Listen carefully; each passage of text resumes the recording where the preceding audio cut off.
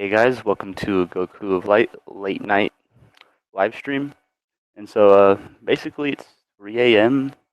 and I'm kind of bored. Looking you know through my contacts or my Facebook and Twitter and things like that. I see that a lot of other people are bored. So I figured might as well do a live stream. I figure I don't know if anybody will really come. It's the middle of the night, but if a few people come, then I'll be sure to interact with you guys and answer questions and stuff like that. And even if you don't come, I already have a video planned. What I'll be doing is just counting down my top 5 anime villains.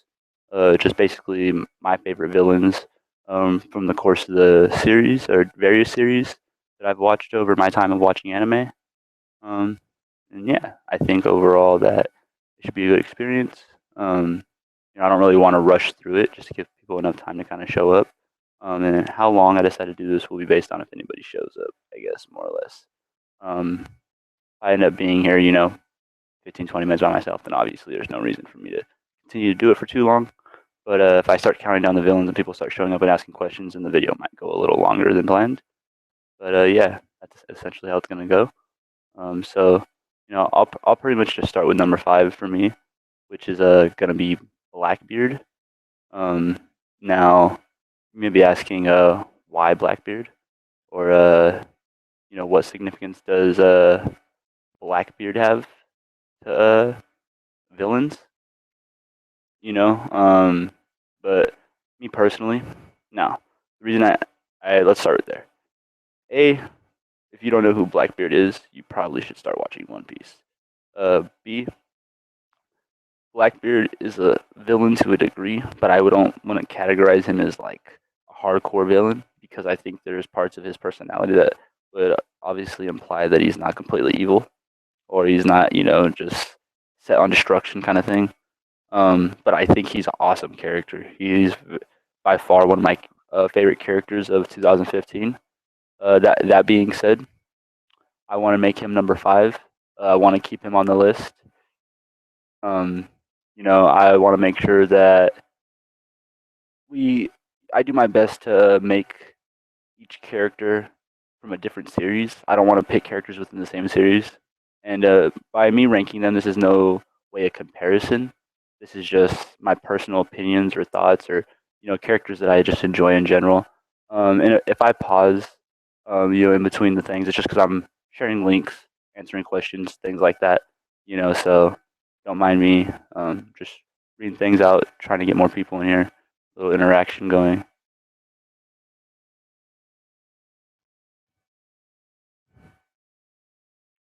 Okay, so that being said, now I'm gonna explain why I picked Blackbeard because essentially Blackbeard is gonna be a huge part of One Piece.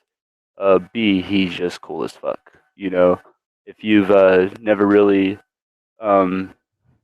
watched One Piece, then he's gonna, in my opinion, be the final person to match up against Luffy, and that's a whole other thing I won't even get into. That's like One Piece theories and all that. So we'll just say Blackbeard. Now, reasons why Blackbeard's a great villain. A, plays a big part in Luffy's brother dying. Doesn't kill him personally, but is a big part responsible for what happened. B, he has his own backstory that we don't even know. Like we don't know anything really about Blackbeard at this point. And so that being said, since we don't know nothing about Blackbeard, so what's up, Darian? Welcome to the stream, and what's up, Jinzo? Welcome to the stream. Glad to see you both jumping in here tonight. Pretty late. If you have any questions, be sure to ask. And Orochimaru is not my number 1, but he is a great villain, and it's funny you brought him up because when I was considering Naruto villains, I really wanted to put him on the list. And I'm not going to say I didn't put him on the list, but he's not my number 1. That's what I will say. Now, going back into the villains, Blackbeard. Blackbeard is great. He essentially plays a big part in the development of One Piece. One Piece is rated as a top anime, so I felt like I needed to include him in the list. Amongst the other villains, there's some great ones, but not my favorites. Um, you know, I don't want to be stuck on him too long. Let's go to the next one. Shishio, Makato Shishio. So if you don't know who that is, that's the main villain of Rurouni Kenshin or Samurai X. And basically, he wears bandages. He's covered in bandages. He's pretty much what's called a Batosai or a manslayer. He helped lead the Revolutionary Army. He was the successor to Kenshin. If you don't know what Samurai X is, he's basically a samurai, one of the best shonen animes ever. I actually think I have something I could show you to refer to right here. Give me 1 second. I'm pretty sure I got something for you guys. Okay, so if you see right here, this is Rurouni Kenshin. I happen to have some manga near me, so I was able to reach that real quick. This is Rurouni Kenshin. This is the show I'm talking about. Very good one. So essentially, it's about Kenshin. He's the main character, but his matchup or his villain is Makato Shishio. And so basically, Makato Shishio comes around shortly after the time that Kenshin decides to step down. There's a big story revolving around it. I'm not gonna go too deep into it, but basically, they're two different manslayers that believe two different things. Kenshin, he killed a lot, and basically comes to a point where he mourns it and he regrets it, and he learns a better way really teach people and be a true leader. Shishio is evil. He believes strength is everything. The strong live and the weak die. And so it's a clash of mentalities and ethics and just morals in general.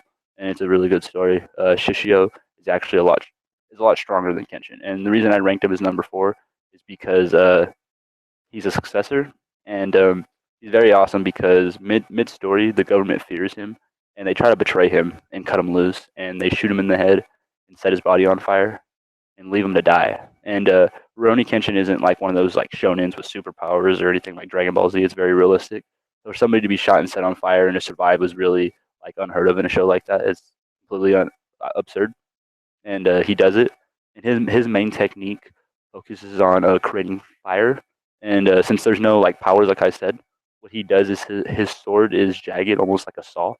And when he kills people, he carves his sword into their flesh, and he builds that human oil or fat onto his sword. And then he used the friction of his sword grinding onto the ground to burst his sword into flames, which is pretty fucking awesome, raw, and just grimy. He's using people's oils and stuff like that. So fucking, he's sick. Number 4, Makato Shishio. All right, now let's go into number 3. Number 3, we're gonna have to come in with Sensui. Now, if you know me, Yu Hakusho is my favorite, my favorite anime series of all time. Essentially, I pretty much spend my childhood watching Dragon Ball Z, Rurouni Kenshin. Just the Toonami lineup. That was where for me anime started. You know what I'm saying? So that being said, when I was growing up, a lot of what I enjoy to watch has to do with shonen. That being said, aside from the typical, I don't know, shonen that I've seen, what made Yu Hakusho stand out to me was there was no fillers. The show itself didn't have all these fillers or nothing like that. Sensui. Sensui, if you don't know who he is in Yu Hakusho, and this is spoilers, so you should know this. If you're coming into a thing like this, you gotta be careful. You might figure out a little something you don't want to know, but at the same time, I'm not gonna tell you everything, so it's not horrible. It might actually make you more interested in seeing the series. Like for example, somebody in the chat was saying they've never seen Kenshin. They don't know about Shishio, now they want to see it, so it can also do a positive thing. It's not completely negative. That being said, number 3, Sensui. He is Yusuke's predecessor, and so this is pretty cool because the reason I put him right after Shishio is because it's a similar relationship as the Kenshin and Shishio one, but opposite. Actually, the original predecessor, the original master, or the original position holder, the original detective, as you would call him, Yusuke Urameshi, is his successor. So we go back and we find out who Sensui is. Sensui was the original spirit detective, and he was actually OP as fuck. He was super sick, and basically he has this white and black vision of justice kind of thing. And something bad went down in his past. He started seeing humans as bad. He flips out and disappears. Nobody really knows what happens to him. Um, that being said, he comes back. He causes all this shit to happen. We thought Tagoro was badass. If you see Yu Yu Hakusho, you think Tagoro's the shit. And all of a sudden, Sensui comes in here. And Sensui just changes the game up. He's just so much fucking stronger. And he introduces a power scale that we didn't know about. There's S rank demons, A rank demons, and all these different things. And we find out all the characters, main characters, are barely around B class. So that was pretty big. That was huge. That was huge for me. Finding that out, being a Yu Yu Hakusho fan. So and since we completely dicked Yusuke, like if it wasn't for the fact that Yusuke had this demon blood inside of him that brought him back from death, he won. Game over. End of the show. You know, I love Yu Yu Hakusho. It was pretty dope how it went down, but obviously that's plot armor. That's what I call plot armor. If you don't know what plot armor is, it's something the writer does to bring the character back from the dead, and it basically protects them. Um, that being said, let me just look at some of these comments. Yep, those are some pretty good villains. Yeah, Berserk is a pretty awesome one. I haven't gotten all the way through it yet, but he's Griffith. Yeah, he's pretty up there. He's not on my list, but he's for sure worth mentioning. Berserk's villain Griffith. Yeah, he does work. How I hate him. Yeah. All right. Now, so rounding out our top three, just going. If you just joined us, let's say this again. Number 5 was Blackbeard. Number 4 was Shishio. Number 3 was Sensui. Now, the top 2 for me are very close. You know, I honestly could have went either or, but I kind of leaned the other way more off of success. Like if I liked both equally, and I went off of who was a little bit more successful to determine who number 1 was. So we'll go from there. Number 2 for me was Obito. Um, you know, if you don't know who Obito is, he's from so hold on, let's see this comment. Never seen Yu Yu Hakusho. Oh, Jinzo, you should for sure check that out. One Punch Man, yeah, One Punch Man is pretty awesome. Yeah, you need to watch Yu Yu Hakusho, Jinzo. You're watching too much of the mainstream ones. Watch the classics. Um, anyways, number 2, Obito.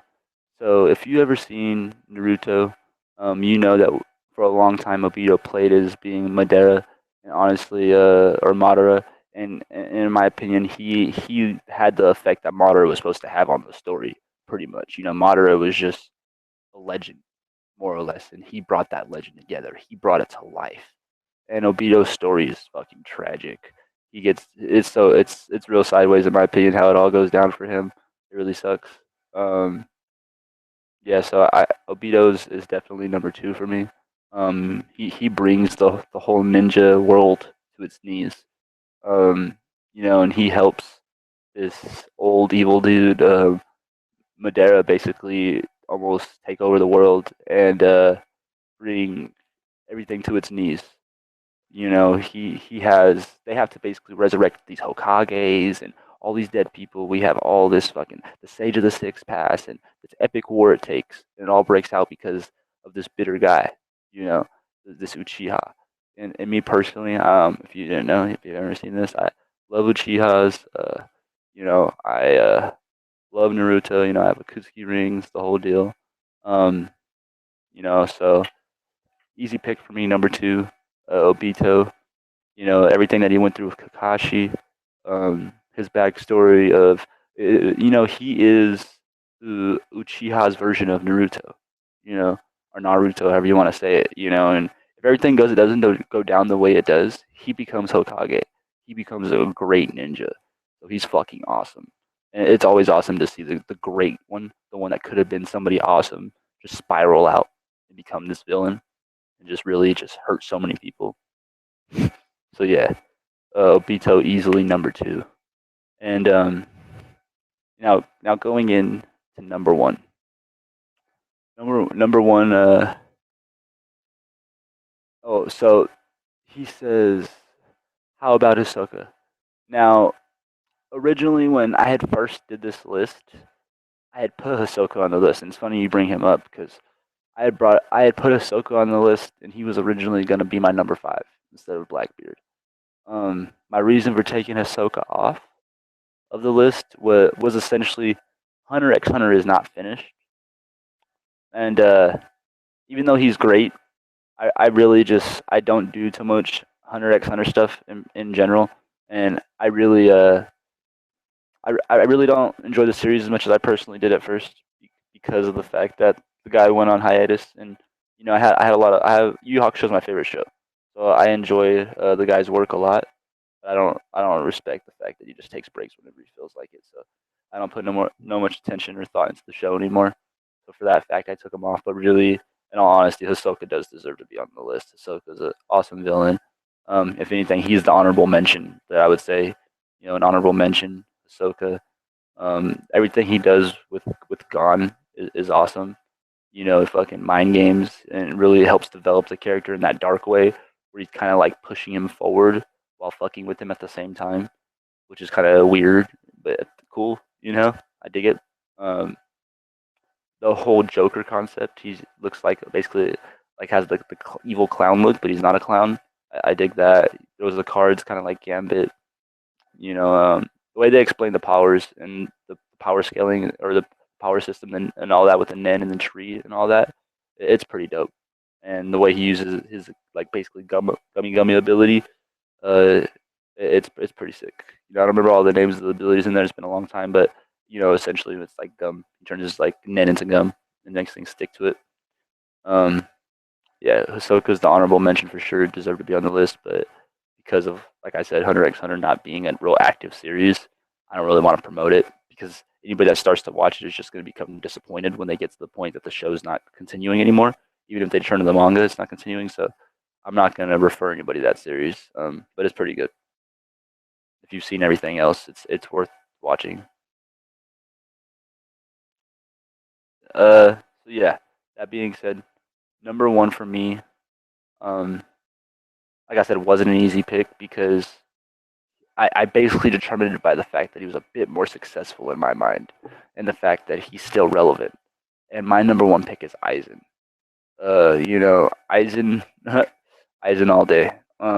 If you follow me on Facebook or you interact with me on any of my social networking, you would know that I proactively say that Aizen is my favorite character. So you might have known that coming into this.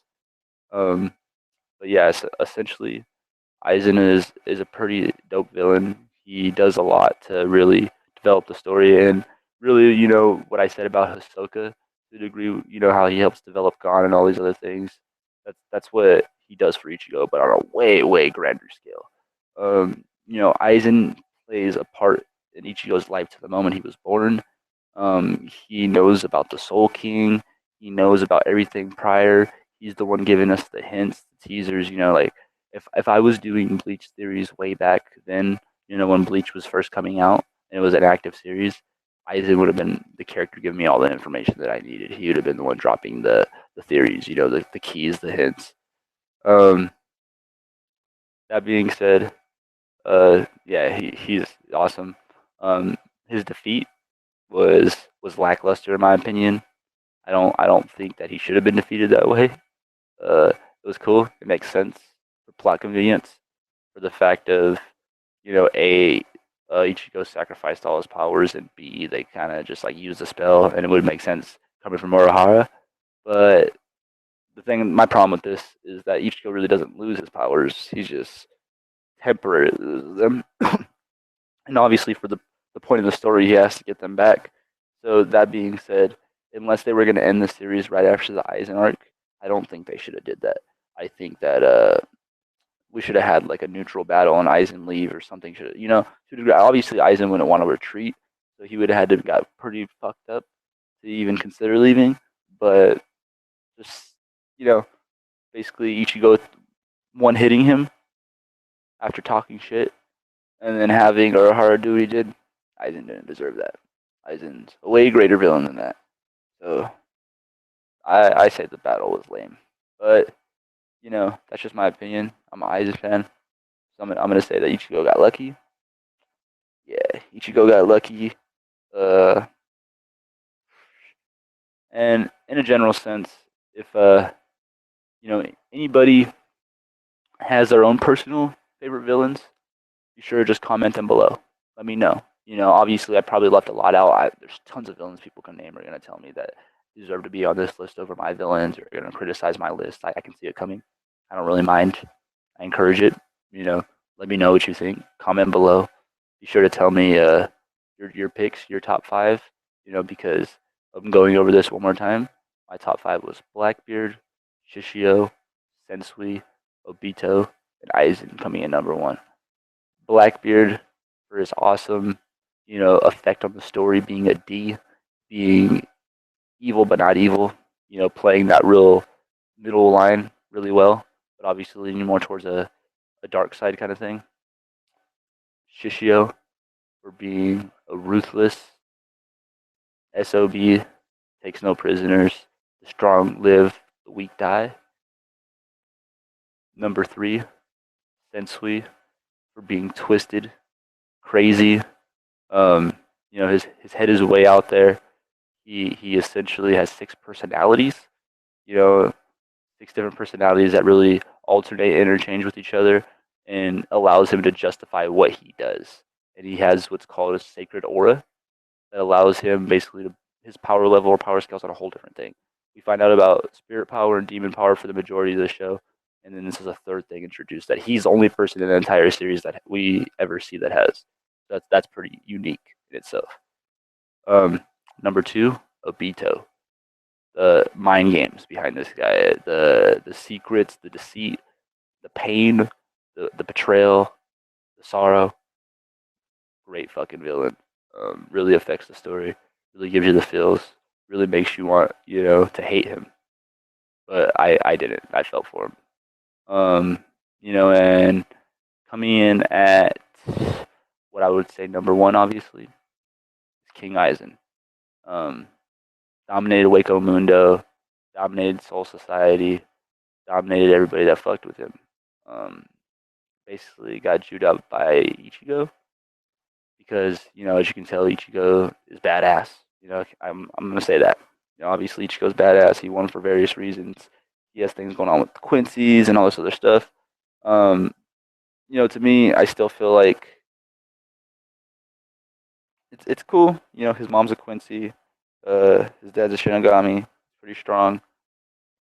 Got the hollow, everything going on. He's pretty much a mixture of he's a fucking gumbo of all those things in the show. They just took everything that was strong in the show and fused it together and was like, that's Ichigo's powers. I mean, that's kind of cool, but little OP. Think that there should have been more to it. Aizen for the win. But it's all good. So this has just been a short little late night live stream. Top 5 anime villains. Goku Light. Let me know what you think. Let me know if you think I should do more of these. If you do, I'll be sure to do more. I like to interact with people. It's middle of the night, so obviously there's not too much interaction going on. I tried to view the comments when I seen them, and I tried to answer any questions that I see. And anything that I see going off the last one before we head out here, I see another comment. Naraku from Inuyasha. Another honorable mention. Not any of these villains that you named that I know, I'm gonna be sure to comment on. Naraku from Inuyasha is very dope. Sinister. His backstory: he's this thief that basically he has a burn on his back and he's about to die, and he sacrifices himself to the demons there. He makes a deal. Like, I don't know what it's like 1,000 demons or something crazy like that. I don't know what the exact number is, but all these demons go into his body and they become like an entity of evil, basically. And that is what is Naraku. He wasn't Naraku to begin with. He was another thief. I forgot what his name was, but the thief sacrificed his life, like his soul, to combine with the demons to forge Naraku, which is a pretty badass villain. Shomaru, he's not really a villain, but just a notable character in the series. Fucking epic. Just that being said, the only reason I wouldn't put him in this list is for the fact that the entire series is just two of them going back and forth. And I don't feel like either of them makes much progress, where they both have many opportunities to kill the other. They both kind of just like let it go. Inuyasha is more aimed at teenage girls, and the focus of the show is more on the romance and the growing relationship between Kikyo or no, sorry about that, between Kagome and Inuyasha, and the three-way relationship between Kikyo, Kagome, and Inuyasha, and how he still loves her from the past, but she's her reincarnation and all this other stuff. So, um, there's a couple things like that. Doflamingo, Doflamingo just got beat today. Chapter 790 of One Piece. If you read One Piece, go down goes Doflamingo. Obviously, we haven't seen the final carnage, but we know he's defeated. We've seen his glasses at down. Shot out from the skies, the heavenly demon crashes down. So we might as well mention him. Badass. He tormented for years. He destroyed Dressrosa. He blackmailed the Gorosei. He killed his dad. He took no prisoners. He accepted no weaklings. He killed his own brother for his betrayal. So there is no crossing Doflamingo. He's badass. Moves around like Spider-Man. He can travel anywhere. I thought that was pretty cool. That was one of my favorite things about him, is when he was throwing the strings to the sky. Just, who does that? Who throws fucking strings on the clouds and shit? Yeah. So Doflamingo. Any other honorable mentions? Let's see. I mean, Tagoro is badass, and honestly, he's almost worth putting on there over Sensui. But the thing about that is Sensui, in my opinion, is so much stronger. Well, not just in my opinion; it's factually he's a lot stronger, and he's a lot cooler. Tagoro was badass, but he was more for the counterpart of Genkai, and the whole master succeeding the apprentice succeeding the master, Yusuke surpassing basically Genkai and taking on Tagoro, and that was the relevance of the story in the tournament, which was really badass. But I felt everything with Sensui was so different because it was a different environment, the caves, all that kind of things, the matchups and stuff like that. I enjoyed really well, and seeing Kuwabara get the power boost and being like the key to everything was pretty cool to the story. Let me try to think of any other villains I want to mention tonight. Akinu. I hate him. He killed Ace. He's a bastard. He's a fucking bastard. Let's see. Let's look at the chat for one moment. We got DBZ villains, so might as well name a few before I head out. Cell. I thought Cell was so badass until the way he lost to Gohan. And don't get me wrong, Gohan was pretty sick. He had his moment, his boost up, his shit talk speech, all that. But the way Cell just got disrespected, nah, man, nah. He shouldn't have went out like that. He went out like a punk. I didn't enjoy it. The thing that I didn't enjoy was the way he killed Goku. The way he just like tried to suicide real quick, the blow up and all that. Obviously, he had a plan behind it, but still, that was gay. And then, yeah, just the way that they kind of played off his character, where you could see the fear in him towards the end. Did not like that. Aside from that, I love Cell's personality. His personality is one of the best villain personalities. It's his superiority, his wanting to fight you on even terms to show you how much better he is than you. That's what I loved about Cell. He had no demeanor to want to sit there and use cheap tricks or try to just swindle you real quick. He could have destroyed Earth quickly if he wanted to. He made a game out of it. He made a tournament out of it. He was like, show me your best. He wanted to prove that he was better. Awesome. Frieza. Honestly, Dragon Ball Z could have ended after Frieza. He is the fucking tyrant of the galaxy, the most evil man, in the series, in my opinion. He has so much more effect than Boo. Boo is evil in a purity, but he's just a mindless beast. While we have Frieza, who's cold, cruel, cunning, swift, and just he's fierce. He's feared throughout the galaxy. He destroys planets. He could have destroyed Namek at any point if he really wanted to.